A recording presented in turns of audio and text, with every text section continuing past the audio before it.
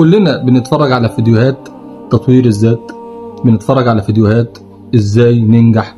دايما كلنا بندور على حاجة تحفزنا عشان ننجح في حياتنا.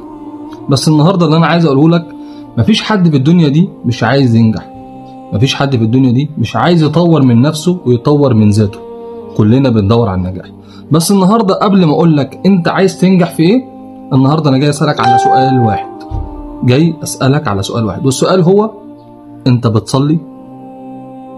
هتقول لي يا عم عبد الله ومال النجاح بالحاجات ديت ومال النجاح بالصلاة؟ دايما السجود في الصلاة هو اقرب ما يكون العبد الى ربه. يعني انت اقرب وضع لله عز وجل انت بتكون قريب منه هو وضع السجود، والسجود ده اللي هو في الصلاة.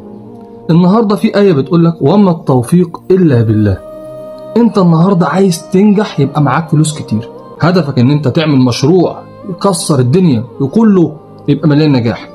عايز تنجح وتوصل يبقى معاك عربية. عايز تنجح تبقى صاحب شركة وصاحب براند وصاحب حاجات كتير. ليك أهداف كتير انت عايز تنجح فيها. ازاي هتنجح فيها وانت ما خدتش الخلطة الجميلة اللي هي التوفيق من الله عز وجل؟